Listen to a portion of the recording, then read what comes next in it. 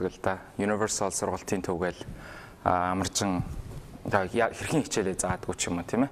Тэгэхээр өнөөдөр хамгийн гол нь би бас нөгөө юу гэдэг нэг амар одоогийн багш нар зөвлөхөө л ингэж байгаа юм биш. Зүгээр одоо орчин үед бас хичээл заах арга барил, техник, тактик энэ бол бас 2016 онд 21-р зуунд бол өөрчлөгдөж байгаа гэдэг утгаараа бас ерөнхийдөө бас Universal гэдэг төв тийм ээ хэрхэн хичээл заадгүй магадгүй тухайн сурагчдын дарга барилд одоо таарах нүггүй юу тийм ээ тэр талаас бас ярилцъя гэж бол бодоод байгаа. Тэгэхээр бол өнөөдрийнхээ гарчгийг бол хамгийн өвөрмөц аргаас гэж бол нэрлсэн байгаа. За тэгээд хичээл заах гэдэг тал дээр нэг ийм зүйл байгаа даа л та. Би хувьдаа бол юу байгаа гэдэг. Өөрөө лекц ингээл хийх амар дуртай. Айгуу дуртай. Ингээл гоё ярмаар ингээл яриад хүүхдүүдтэй ингээл агшаагаал ингээл нэгмэр санагдаад байдаг. Гэхдээ маш их тохиолдолд бас манай одоо сурагчид гэдэг юм. Ер нь бол манай сурагчид тэр болгонд ингээд нэх гоё ингээд хандаад ахаас илүү бас өөддөг ч гэсэн тохиолдол байдаг шүү дээ, тийм ээ. Тэгэхээр нөгөө өөрөө одоо би эхэндээ боддог ус. Би л ингээл гоё юм яриад гоё ухтгун энэ төр яриад ахаар л одоо мундаг багш болчих гээд байгаа юм шиг тийм ээ. Өөрөө бол айл болох хамгийн мундаг багш вэ гэж бодоод байдаг. Гэхдээ яг үгээр бас зарим тохиолдолд хүүхдүүд маань одоо тухайн лекцийг одоо сонирхолгүй гэж авч үздэг учраас Universal-ийн тактикийг багшид төвлөрөхөөс илүү сурагчдад илүү төвлөрөх гэсэн тийм зүйлүүдээр бол одоо үндэслэлсэн байгаа. Гэхдээ энэ бол ганцхан бол миний тактик бол биш. Ноён Роул гэдэг Лафиатын мундаг багш байдаг. Тэгээд янз янзын одоо надаас өмнөх бол тийм ээ мундаг хүмүүсийн гаргасан зүйлүүдийг л би Монгол улсад одоо тийм ээ ялангуяа Universal хэрэгжүүлэх гэдэг үднээсээ энэ зүйлүүдийг бол гаргачаад байгаа. За юуны өмнө юу гэхээр юу гэдэг. Манад одоо сурагч нар ирдэг.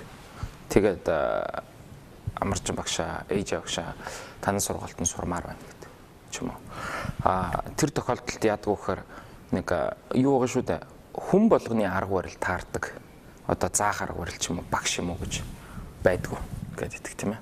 Ангийн 30 хүүхэд байхад магадгүй нэг хүүхэд ч гэсэн тохоо нэг хүүхэд ч гэсэн ингээд жоохон удахтай ч юм уу, онцгүй ч юм уу санагдах тохиолдол бол байгаад байдаг. Тэгэхээр хүүхдүүдийг одоо юу гэдэг би бол яг төвшнгөөр нь хувааж байгаа юм л да. Төвшнгөөр нь хуваахаас илүү бас нэг хандлагыг их хардаг. Хүүхд болгоно одоо жишээ нь магадгүй нэг гоё ингээд юу байгаа дэ штэ. Одоо би нэг өөрийнхөө түүхийг ярингууд гоё enjoy хийдэг хүүхдүүд байна. Амар гоё. За энийг хэлвэр. Магадгүй тэр хүүхдүүд энийг групп тэгээд ч юм уу тийм ээ. Нөгөө талд нь болохоор яг хичээлийг сонирхолтой хүүхдүүд ч юм уу. Эдрийг ингээд нэг групп тэгээд. Яагаад ингэж чинь тэгэхээр одоо би чинь хүний тархины зураг ингээд тавьсан байна л да. Хүний тархийг бол одоо 7 хуваадаг гэдэг. 7 өөр аргаар ажилтдаг байгаа. Тэгэхээр энэ маань бол жишээ нь нэг бол за харилцаа гээ, хоёрт нь за урлаг соёл гээ, гуравт нь орон зай мэдрэх үе, за биеийн тамир, логик, тэгээд дотоод ингээд дотгошоо байгаль 8 хэл зүй. За энэ яагаад энийг болсон гэхээр хүний тархи бол ингэж 8 өөр аргаар бол ингэж ажилтдаг. Нэгсэндээ 8 өөр төрлийн хүн байдаг гэж бол үздэг байна шүү дээ. 8 өөр төрлийн хүн байдаг. Жишээ нь одоо харилцаа гэж юм л да. Хүнтэй харилцах дуртай сурагч нар байдаг. Хүнтэй харилцах дуртай сурагч нар ингээд гой ингээд хооронд нь юм яриад, сонирхолтой юм яриад Hillary Clinton, Donald Trump гэдэг одоо цаг үеийн асуудлаар ярьж байхад хүртэл тийм ээ. Америкийн нэгдсэн улсын ингээд өмнөх одоо түүхүүдийг харж үзээд Америкийн нэгдсэн улс ер нь одоо эмэгтэй ерөнхийлөгчтэй болсон одоо болоход бэлэн болсон байна уу гэдгийг бол одоо гоё яг гоё ингээд хүүхдүүдтэй харилцаж чи юу гэж бодож чинь гэж хаадаг ч юм уу тийм ээ. Одоо урлаг соёлын одоо сонирхолтой жишээ нь тэрэндээ илүү сайн тархин өгчсөн хүүхэд байлаа гэж бодоход магадгүй би одоо хувьдаа Van Gogh гэх ярих дуртай, уран зураг дуртай байдаг юм уу тийм ээ. Чих мэхэ тасалж исэн талаар нь ингээд Van Gogh ярддаг ч юм уу. Импрессионизмын тийм жишээ нь биеийн тамирын илүү сонирхолтой хүүхэд байхад магадгүй хувьдаа тийм сакс макс ярддаг ч юм уу. Гих мэтчлэн. Тэгээ логик гэдэг бол мэдээж юутай холбоотой математикийн тийм ээ. Одоо математикийн ур чадвар мадвар гэдэг ч юм уу. Эсвэл айгүй тийм дотгошоо хүүхэд байдаг. Дотгошоо байхад бол одоо тухайн хүүхд бол ялангуяа хэл мэл сурахад хэцүү гэдэг ч юм уу. Тэгээд би яагаад энийг хэлээд байна гэхээр энэ 8 зүйл байгаа. Энэ 8 зүйл дээр одоо тулгуурлаж тийм ээ. Хүүхдүүдийг ингэж за бид нар одоо төвшин тогтоох шалгалт авахаас гадна нөгөө Америкт нөгөө сэтгэл зүйн бас нөгөө хүүхдүүд сэтгэл зүйн шалгалтууд байдаг. Эдний ята аль нь вэ гэдэг. Тэр маягаар нь ингэ шалгаж үзээд тэгж хувааж агаад хүүхдүүдтэй одоо нэг хичээл ордог ч юм уу. Тэгэхээр одоохондоо магадгүй манай багш нар ч гэсэн санаа авахар бол тийм ээ. Бас нэг энэ талаас нь бол бас харж болохоор гэдэг үүднээсээ бол эдрийг бол оруулсан байгаа. За тэгэхээр мэдээж бол энийг ярихаас өмнө бид нар боловсрал гэдэг талыг ярих хэрэгтэй. За тэгэхээр надаас өмнө бол тийм ээ Pythagore бол оюун ухаан гэдэг асаах хэрэгтэй мод болохоос дүүрэх ёстой сав биш ээ тийм ээ. Одоо оюун ухаан гэдгийг бол юу гэдэг ингээл дүүргээл зүгээр ингээд нэг хуримтлаад байдаг юм бол биш тийм ээ. Ингэж өдөөж өгөх хэрэгтэй, байнгын тордох хэрэгтэй гэдэг утгаас бол тэгж хэлж ирсэн. Мандела бол мэдээж дэлхийг өөрчлөх хамгийн том зэвсэг бол боловсрал гэж хэлсэн. Эйнштейн бол боловсрал гэдэг нь альва зүйлийг цээжлэх биш. Харин тархийг одоо хэрхэн бодоход итгэн сэтгэхэд бэлддэг зүйл юм аа гэж тийм ээ. Тэгэхээр тэр утгаараа бол өнөөдөр ярьж байгаа өнөөдөр энэ лекцийг онцолж байгаа нь бол одоо боловсролын салбартаа бол зайлшгүй одоо холбоотой боловсрал гэдэг маань одоо яагаад чухал юм гэдэгтэй бас холбоотой учраас энэ хүмүүсийн одоо хэлсэн үг бол бас өнөөдрийн лекцийг ч гэсэн бас одоо илтгэлэгч гэсэн авчирж байгаа гэж бол бодоод байгаа. За тэгэхээр юу байгаа даа? Багшаас сурагчд руу төвлөрөх гэдэг маань бол илүү юу гэсэн шүү дээ тийм ээ. Багшаас сурагчд руу төвлөрөх чиглэлгүй хандаад байгаа гэдэг. Тэгэхээр энэ маань юу гэсэн үг гэхээр хэд хэдэн зүйлийг анхаарах хэрэгтэй болно.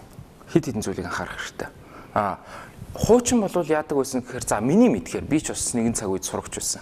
Тэгэхээр багш самбарын урд гардаг. Тэгээд хүүхдүүд ингээд хойно тэгээ нэг юм хан маягийн юм үүсцэн. Тэгэл хүүхдүүд чив чимээгөө байх хэвээр багш заах хэвээр тэгэл эсвэл магадгүй улсын сургууль ч юм уу төлбөртэй сургууль мургуулч гэсэн яг тэгдэг би мөнгө төлж байгаа бол ингээ заагаад ингээд ер нь заагаал нэг нь сураал ингэж одоо болох зүгээр л ингэх ёстой гэсэн маягаар бол их хандаад идэг. Гэхдээ хэд хэдэн энэ дээр бол анхаарах зүйлүүд бол байх хэрэгтэй гэж бодоод байгаа. Зөвхөн багш одоо заагаад сурах гэхээс илүү. Тэгэхээр сурагчдыг үр бүтээлтэй болгох. Тэдний хүслийг нь тийм ээ өдөөх дуртай зүйлд нь ингэж хандуулахын тулд яах вэ гэхээр хэд хэдэн зүйл байгаа дээ. Магадгүй нэгдүгээр сонголтын дээр анхаарах хэрэгтэй. Энэ болгоныг би одоо тайлбарлах гэдэг. Тухайн сурагчдад одоо сонголт өгөх тал дээр тийм ээ. Одоо хэрхэн заах вэ, яах вэ гэдэг дээр. Тэгээд хамтран ажиллах бол чухал. Тэгээд харилцаа холбоо. Сурагчдыг хооронд нь харилцах болон өөрөө ч гэсэн ингэж харилцах гэдэг тал дээр. За тэгээд мэдээж шүүмжит хандлага альва зүйл дээр шүүмжтэй хандах хэрэгтэй. Энэ бол заавал ингэж юм болгоныг шүүмжлээд байна гэсэн үг бол биш. Тийм ээ. Тэгээд бүтээлч байдал. Бүтээлч бай гэл тэгээд байдаг шүү дээ, тийм ээ.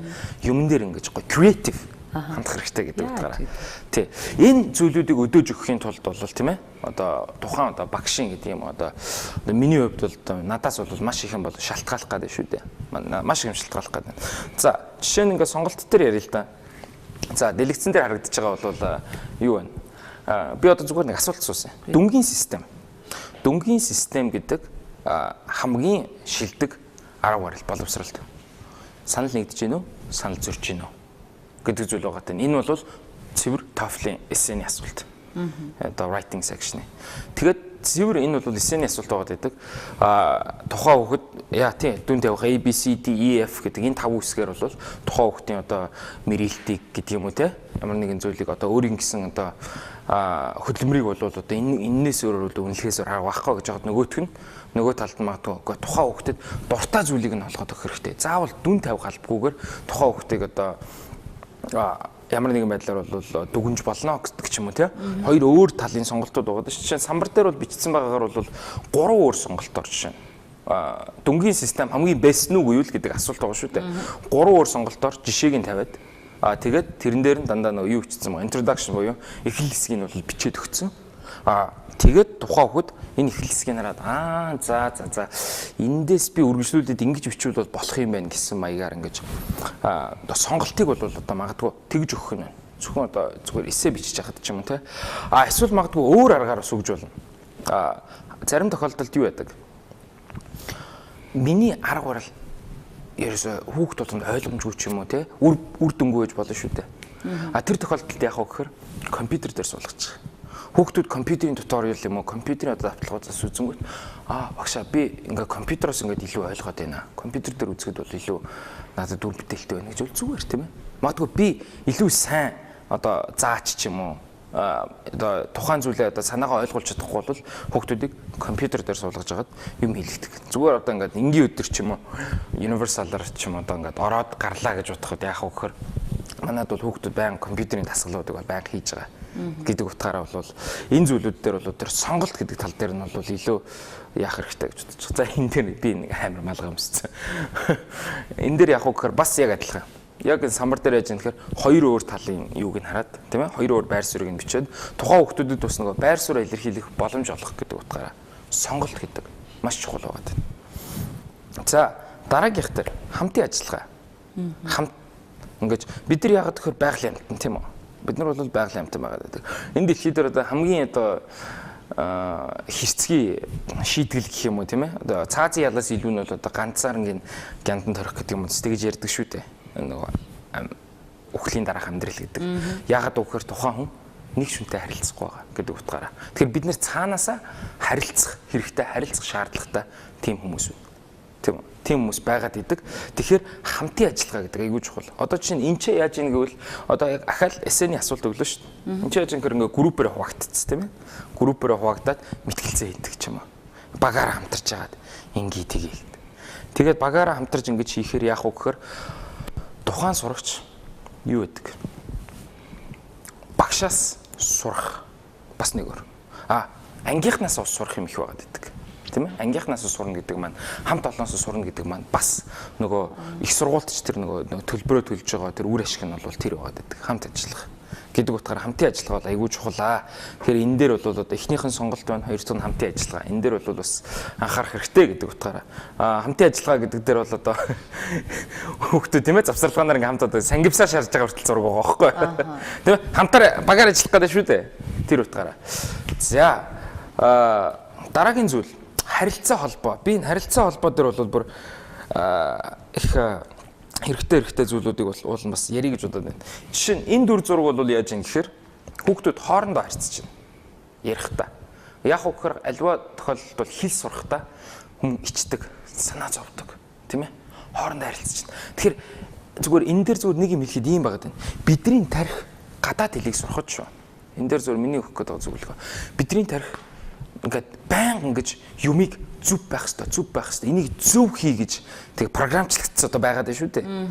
Ер нь ямар ч юм хийсэн зөв хийх ёстой гэсэн. Гадаад хэл сурахтаа магадгүй буруу хийх ёстой тийм үү? Алдаа гаргах ёстой гэдэг утгаараа.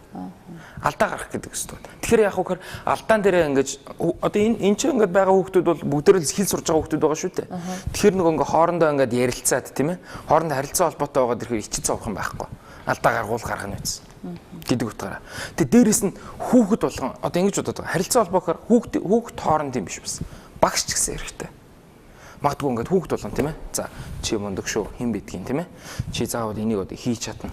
Өөрөд нь ингээд жоохон урмын нөгөөх юм бол тийм үү. Хийж чадахгүй зүйл дээр нь одоо шүүмждэггүй хийж чаддаг зүйл дээр нь урмын нөгөөх юм бол тухайн хүүхэд бас урам зориг аваад тухайн хичээл дуртай болдог. Цаашлаад бүр сурахад дуртай болдог. Яагаад гэвэл хүн болгон онц сурдаг бай, мууц сурдаг бай. Би бодоод байгаа байхгүй. Ямар нэгэн байдлаар багш тухайд нөлөөсөн байдаг. Онц сурдаг бай, муу сурдаг бай. Хүн болгон тийм ээ багш ямар нэгэн байдлаар нөлөөсөн байдаг гэдэг утгаараа зөв тэр утгаараа яаж байгаа. Харилцаа холбоо гэдэг хүүхдүүдийг хооронд нь харилцуулах мөн өөрөө бас тухайн хүүхдэд харилцах гэдэг бол айгүй чухал зүйл байгаа юм л да. За тэгээд хүүхдүүдтэй харилцах гэдэг тал дээр одоо чинь энэ ч бол бид нэр ингээд ангаараа прожектор тавиад кино үзээ сууж байна л да тийм. Энд бас тухайн хүүхдүүдийн коллективийг сайжруулах гэдэг үүднээс энэ бол хэрэгтэй. За би сая ярьсан нөгөө зүв байх. Бид нэг дандаа ингээд заавал ингээд юм зүв хийх гээд зүв биш ч юм уу зүв биш болов гэж бодохоор санаа зовоод идэг. Тэгээ бидний тархинд ингээд тийм програмчлагдсан байгаа даа. Би тэгэхээр дараагийн слайдыг бол харуулах гэдэг юм л да. Энэ дээр юу байгаа вэ? За англиар жишээ think гэдэг үг байна тийм үү? Би харилцаа холбоотой дээр яриад байна л да. Хүүхдүүдийг одоо энэ дээр одоо юу байгаараа гэж бид санаа зовлтгүй. Зүгээр энгийн зүйл хэл сурахад гэсэн үг хэрэгтэй. Think бодох гэсэн үг тийм үү? Бодох. Think гэдэг үгэн дээр яах вэ гэхээр одоо манай монгол хэлэнд бидний тархинд think энэ байхгүй. Тэгэхээр байхгүй болохоор ингээд бид нар буруу болчих юм шиг санагдаад байдаг. Гэхдээ яах вэ гэхээр тухайн хэлний Одоо юуг нь аваа хийчих нь шүү дээ. Зүгээр нь үсгийн дараалал A B C D E F гэдэг шиг тийм ээ. Тухайн хэлийг сурж байгаа тэр үсгийн дарааллыг аваа хийчих хэрэгтэй. Ерөөсө зүгээр л одоо юугаар бодохгүй. Зүгээр нь уламжлалт аргаар биш гэдэг утгаараа тийм ээ. Тухайн хүн бол яг өгөхөр тархинасаа тэр нөгөө би буруу байх болов молоо гэдэг зүйлийг аваа хийчих хэрэгтэй. Тэгэхээр юу гэдэг ингэ think гэдэг ингээд хүн нөгөө тархин ингээд бодоод штэ яана энэ юу яриад байгаа юм бол яг тэгэж ингээд тархин бодоод ингээд яг сэтгэж явах үед яг нөгөө юунаас гарч эхэлж байгаа байхгүй нөгөө одоо өөрийнхөө нөгөө comfort zone тухтай байдлаас гараад яг нөгөө зүг замнал руу орж ирэх юм уу think гэхэд хүртэл хэрэгтэй. Энд дэр чи дараагийн үг нь гэсэн яг л одоо би сурагчтайгаа зовлон ойлгох гээд Францд бас давхар сураад байгаа. Тийм ээ? Агва гэдэг үг нь тийм үү? Баяртай. Тэгэхэд яадгүй хөр бид ингээл яг зүг унших гэдэг агва гэдэг бол одоо манай г үсэг хатуу юм шиг сонсогдож байгаа агва. Энэ бол байхгүй байгаа шүү дээ. Тэгээ тэр утгаараа зүгээр бид нар бол заавал тэрийг одоо санаа зовоо тэгээд шаардлага байхгүй гэдэг утгаараа. Тэр энэ дээр бол би харилцаа холбоо дээр хүүхдүүдтэй бол ерөөсөө санаа зовох хэрэггүй гэдэг утгаараа байнга ер нь тайлбарлаж идэг. Тэрэн дээр анхаарах хэрэгтэй. За дараагийнх нь бол шүүмжид хандлага гэж юм л да. Аливаа зүйлийг шүүмжид хандах хэрэгтэй гэдэг. Энд чинь бол одоо хүүхдүүдийн манай хүүхдүүдийн одоо эсэмэсээ бичсэн. Хүүхдүүд л яг эсэн дээр бол аягүй харагддаг. Дээрэс нь бид нар яадаг вөхөр шүүмжид аливаа зүйлийг шүүмжид хандна гэдэг маань тухайн хүүхдэд бидний баримтлагдаг зорилго бол тухайн хүүхдийг одоо юу бодохыг заах биш тийм ээ. Хэрхэн бодохыг заах дээр тулгуурласан байгаа. Юу бодохыг заах биш. Хэрхэн бодох вэ? Хэрхэн сэтгэхгүй гэдэг дээр. Тэгэхээр энэ дээр бол аливаа зүйлд бол шүүмжтэй хандна гэдэг маань хоёр талаас нь харах хэрэгтэй, наанта цаантайгаар харах хэрэгтэй тийм ээ. Энэний өмнө бол бид нөгөө доктор Мартин Лютер Кинг гэдэг юм уу, Огустин гэдэг юм уу, Аквинас гэдэг юм уу энэ хүмүүс бол ер нь бол бүх зүйлийг тийм асууж ийж, лавлж ийж энэ буруу юм биш үү? Энэ яагаад ийм байх ёстой гэж асуулт тавьснаар дараагийн зүйл ингэж өсч хөгжиж идэг. Манайд бол зүгээр яг хоо миний зүгээр нэг ганц хэлэх гээд байгаа юм юу гэдэг вөхөр миний хүүхд тийм ярьдгүй ингэж болдгүй ингэж асуудгүй хамаагүй ингэж ярьдгүй ингээл эсвэл ингээл за энийг л даах ёстой энэ төр гэл тэгээд идэв шүү дээ. Ерөөсөө хүүхд асуулт асуулгадгүй ч юм уу. Чи ягаад магадгүй багшаа таачсан буруу байж болно шүү дээ гэдэг ч юм уу те. Тэр тал дээр бол ингээд бүх тал дээр бол шүүмжтэй хандах хэрэгтэй. Гэтэ бүх юмыг шүүмжил гэсэн үг л биш. Тэгэхээр тэгснэр бол тарих өөрөө ажиллаж идэг, хөгжиж идэг. Тэгэхээр энэ тал дээр нь бол илүү анхаарах хэрэгтэй болов уу гэж бол харж байгаа юм л да. За, бүтээлч байдал хамгийн сүүлийн хэсэг нь. Бүтээлч байдал. Бүтээлч байдал яах вэ гэхээр нэгдүгээрт хүүхдийн бүтээлч байдлыг өдөөж өгч явах хэрэгтэй тийм үү? Хоёрдугаарт би өөрөө бүтээлч байх хэрэгтэй байгаа шүү дээ. За эхний хэсгийг яриа л да. Яагаад энэ зургийг тавьсан байна гэхээр түрүүчийн дугаарууд дээр ярьж байсан. Магадгүй одоо үзэгчд маань үзег бол Эйнштейн би одоо нөгөө юу ярьж их сургуулийнхаа эсээг ярьжсэн тийм үү? Хүүхдүүд багшаа таадаг бол ямар эсэ бичсэн гэдэг. Асуухад би өөрийнхөө Эйнштейний талаарх нөгөө эсээг ярьжсэн. Гитлер, Митлер энэ төр гэдэг тийм ээ. Тэгэхээр энэ бол цоо шинэлэг маш өвөрмөц байдлаар бол аль болох эсээг бичгийг бодож байгаа шүү дээ. Тэгээд энийг одоо өдөөд хэрхэн сэтгэх үү гэдэг тал дээр л дээ бас. Одоо манай нэг хүүхэд нэ бильярдтай холбоотой эсэ бичсэн гэсэн. Амьдрал нь яг ингээл нэг бильярд шиг яваад идэг. Тэгсэн чинь энэгээр юу харуулж ийн гэдгсэн. Яг л нөгөө хамгийн сүүлд нөгөө 8 гэдэг одоо хар бөмбөгийг үлдээсэн тийм ээ. Тэгээ тэрийг харсан чинь одоо надад ганцхан бөмбөг үлдээсэн байгаа. Энийг харсан. Миний хааруудад орох мөрөөдлөгдөг ч юм уу тий. Тэр маягаар ингэж аягүй гой сэтгсэн байгаа байхгүй манай нэг хүүхэд. Чүдэнцтэй бас холбоотой нэг эсэ бичсэн байсан. Зарим хүмүүс чүдэнц шиг, зарим хүмүүс зожиолог шиг, зарим хүмүүс зипо шиг гэдэг ч юм уу.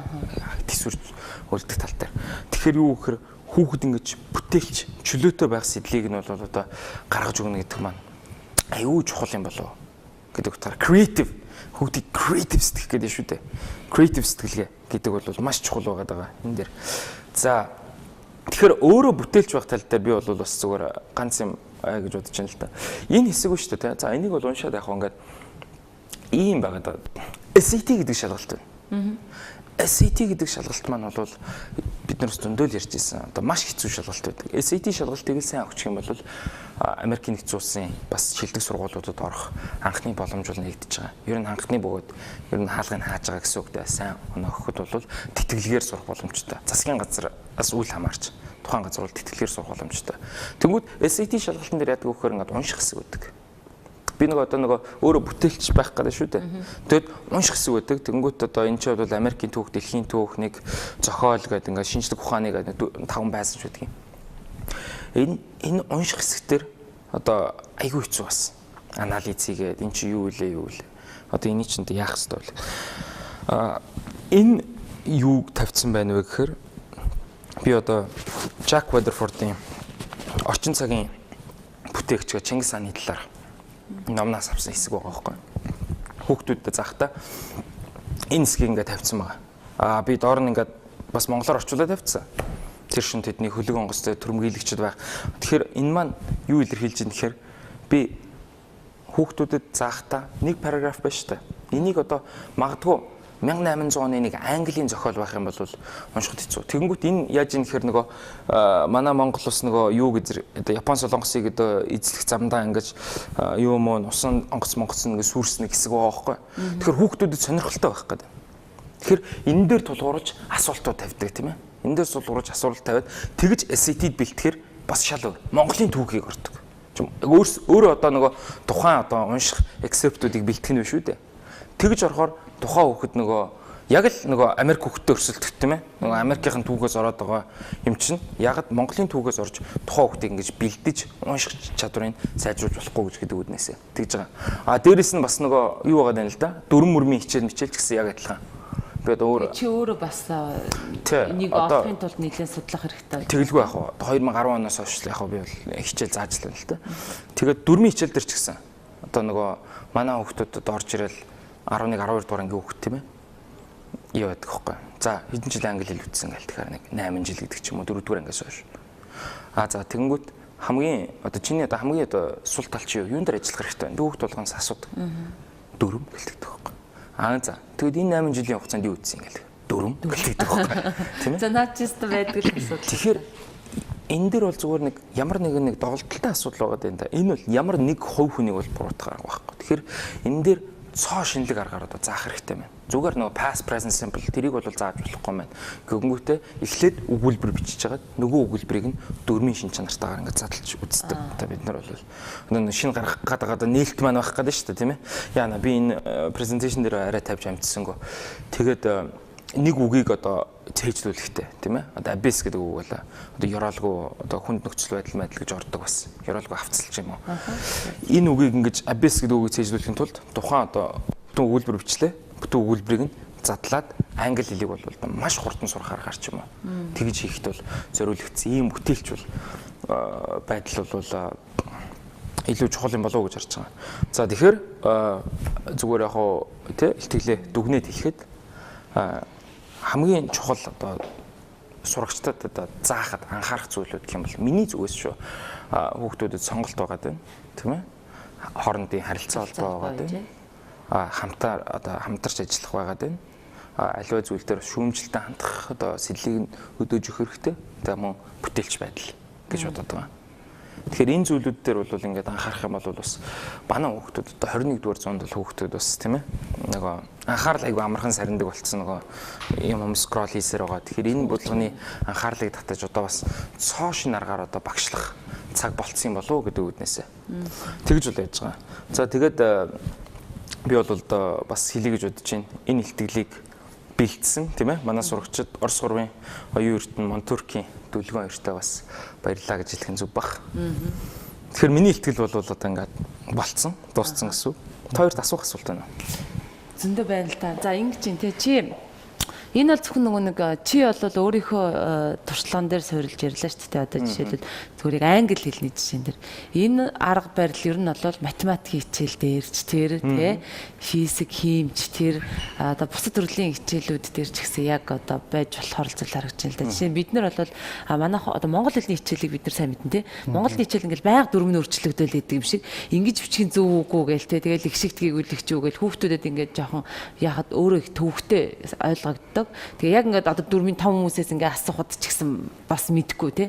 Тэгэхээр бид нар бас тэр өгүүлбэр дээр задалдаг тэр байдлыг ер нь бас жоохон адопт хийж авмаар л юм шиг санагдлаа. Магадгүй бах. Тэгээд ямар нэгэн байдлаар одоо юу гэдгийг багшлах гэдэг юм уу сурах ямар нэгэн зөв бол энэ зөв тэрэн зөв гэсэн юм бол байхгүй шүү дээ тийм ээ.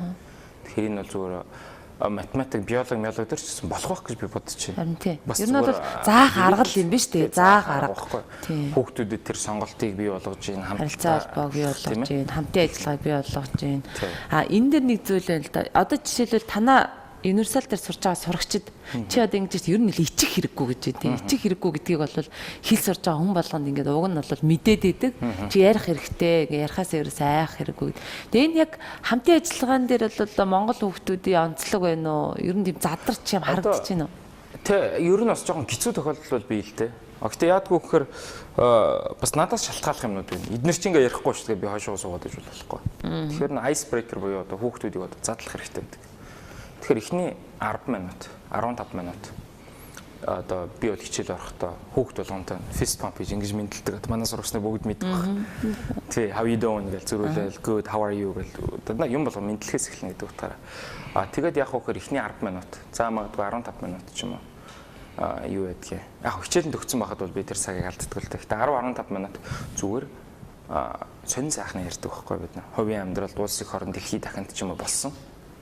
Зүгээр л сонин сайхан юм. Найзтайгаа уулзаад сони юу байна гэдэг шүү дээ. Тэр шиг сонин сайхна ярангууд тухайн хүүхдүүд бас тийм ээ. Нэг гоо нэг гэрте байгаа юм шиг уур амьсгал төр үлээд идэг.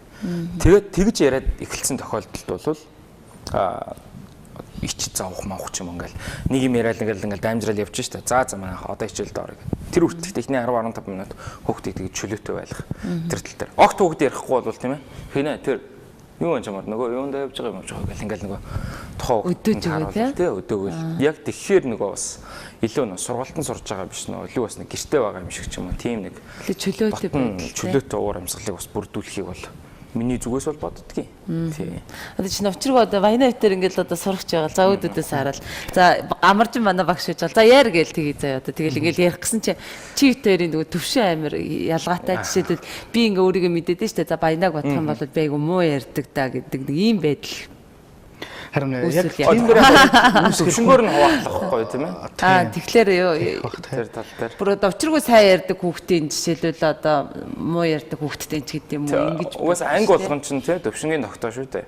Тэр нөгөө сэтгэл зүй гэдгээс гадна яг өөрийнх нь нөгөө над дээр ярих юм бол англи хэлний ярих болон бичих ур чадваруудыг би бол хувьдаа тест дээр шалгалт авдаг. Их буруу төвшөнд барилгачаад идэв. Зарим нь нөхдүүд нь буудаж байгаа. Тэг чи ямар төвшин яаж тогтоод энэ төвшинг? Ер нь бол яг хоо чөлөөт маягаар бичих тэгээд ярихыг бол би өөрөө бол шалгаад тэг явчихдаг. Тэгээд тэр утгаараа тэгэхээр хамгийн гол асуудал тэр юм болоо гэж боддог. Хүүхэд гэртээ байгаа юм шиг тийм ээ. Тэр гоё дотн уур амьсгалыг авчих хэвээр. Тэр маань мэдээж бол юу л да хүмүүс ингээд чөлөөтэй байна гэхээр ингээд маазарч ийн энэ ингээд хамаагүй хичээл ном хийхгүй ч юм уу гэж ойлгоод байдаг. Гэхдээ мэдээж бол чанга зүйлүүд байгаа шүү дээ. Даалгаврыг тогтмолын хичээл таслахгүй хоцрохгүй гэдэг ч юм уу. Гэхдээ тэр дотроо байгаа тохиолдолд чөлөөтэй үжиж хэлийг сурах нь шүү дээ. Тэр утгаараа. За бүгдд нь анхаарал тавьсанд маш их баярлалаа.